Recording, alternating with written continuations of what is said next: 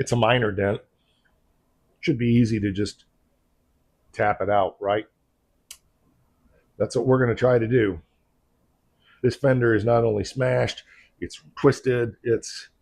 We got a job of work, and we're going to do it. So that's what this episode's all about today. We're going to do the tap-a-dent and tap this back into looking somewhat reasonably bad like the fender on the other side. This is going to be fun, but I kind of need to for getting things fitted and lined up, and we need to get this banged out. So stick around. I'm Mike, and you're watching My Car Shop. So yeah, huge dent. If you look at this here, this is almost flat. Some of that is because it's down like this, but I mean, look at this compared to this. So we got to do some work. I think what happened was this got jumped on and smashed into, and I don't know, something parked in the woods for 50 years. I guess stuff happens.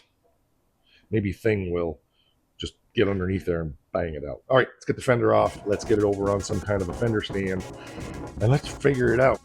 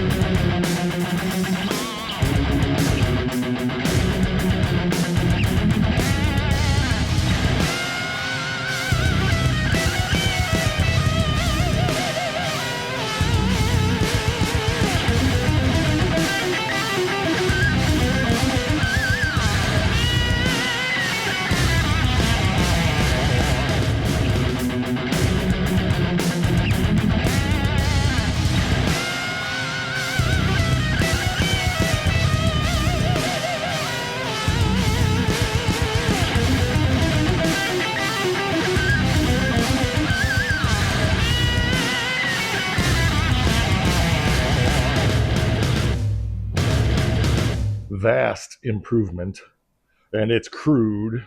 We're not metal finishing right now. We're just bashing.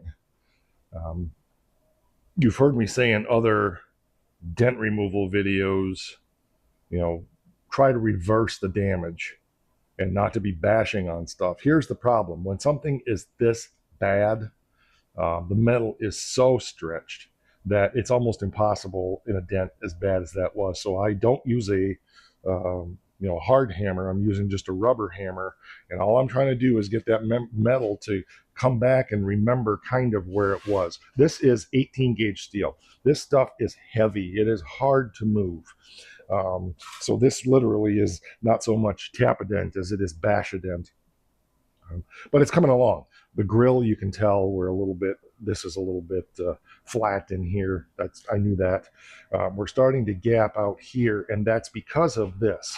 I did work on, you saw in the time lapse, bending that back. And another thing I wanted to mention is the wheel opening is closer. It's still not right because it's splayed out back here. So this fender needs to squish together more so that this is in.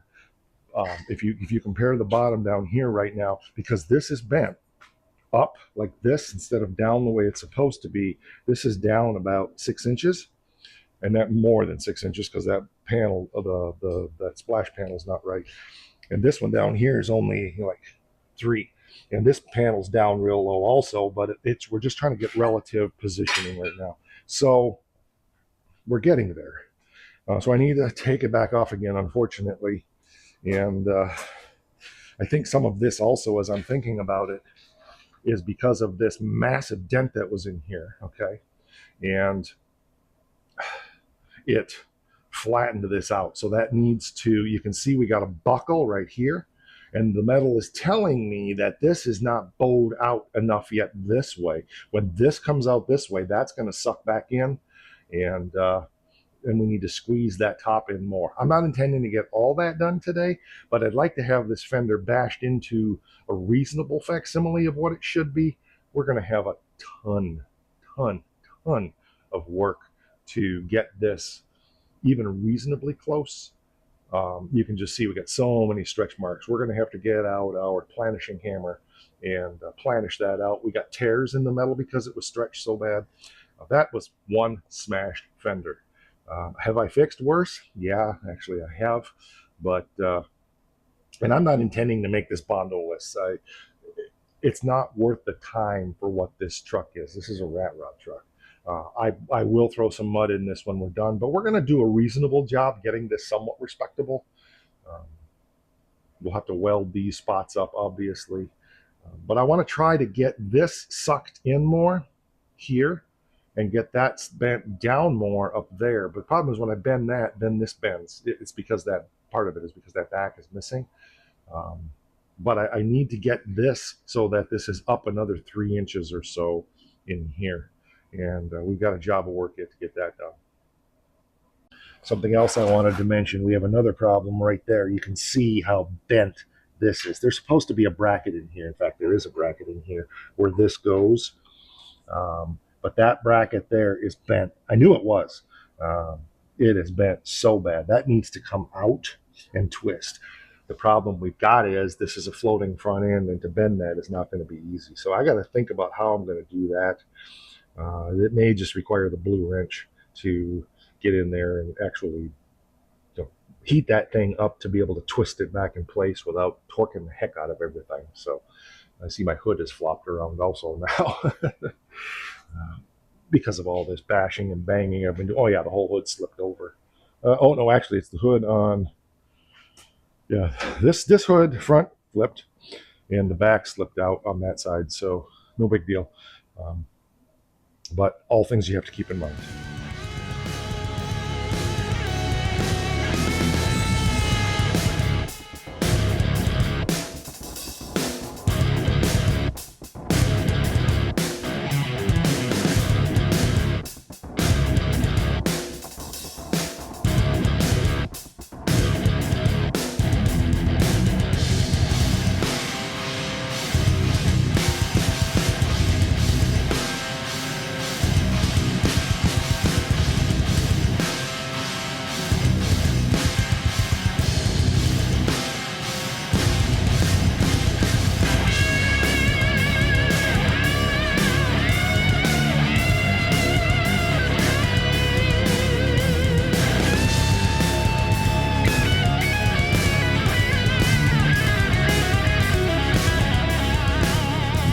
So I have it clamped there. I have it clamped there. I have it clamped there.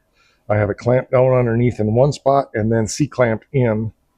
The fender is actually in fairly decent shape. The whole front end is kind of, I got to do a little job of work here because it's, I believe the nose is leaning this way a little bit now, and I'm not sure why. Yep, it is. But that's the joys of a floating front end.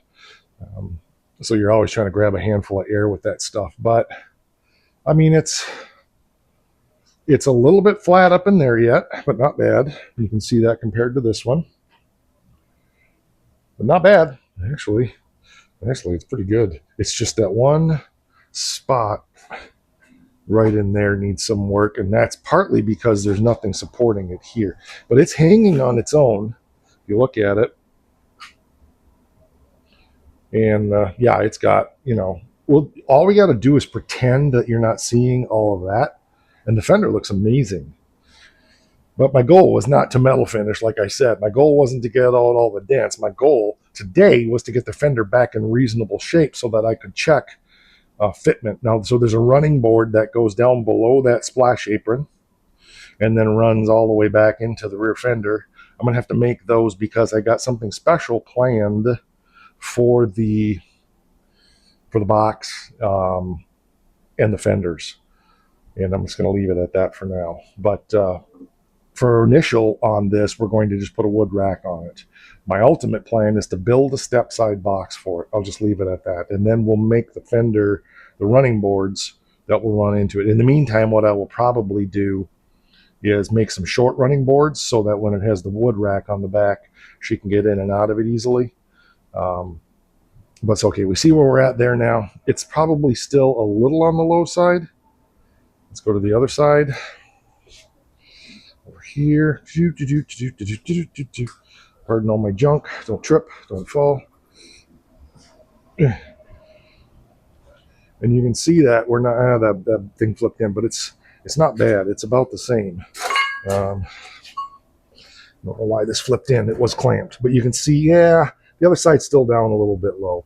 Well, actually, this is low. This needs to be up another inch. So, yeah, the other side's probably a little on the low side, but this isn't bad. I think I had this clamped here, but I think it fell off. Anyway, yeah, my hood is all wonked out, and I keep thinking I should put a Cleco in here, but I don't really want to do that because I could potentially break a Cleco.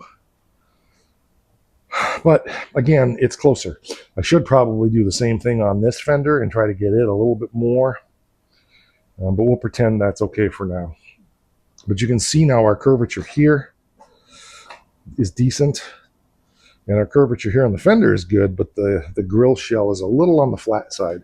So we need to flatten this in a little bit here and bring that out a little bit there. We'll get that done when we have to weld a lip on both pieces, and we'll decide what radius we're going to do there and get that done. But yeah, I feel like it's progress because we're not dealing with such a bashed thing. So I got to get that inner brace bent out, as I mentioned, ad nauseum, I'm sure. But the first place to start on this is always trying to get this lip here relatively flat, and it is. Now the bottom of the fender, as I said, needs to in some, but for now, and it's because you saw me working on this with a hammer and dolly, this is flat in here and it's supposed to have a little curvature. That is going to be a real pain in the butt to try to put a curvature back into that stuff. I got some ideas on how I'm going to do it, but I need to cogitate on that for a while. So I may need to make a buck for this to put down and tap against to try to put some curvature back into that. We shall see. This fender should be replaced, so of course we're not going to. We're going to use it. I'm trying to use as much of the original on this as I can, partly to save money. Now, if a set of half-ton fenders fell in my lap for $100, haha, then I would obviously use them. It's like anything else around here. If a good deal comes along, I'm not going to pass it up. But, I mean, considering what we started with, it's progress.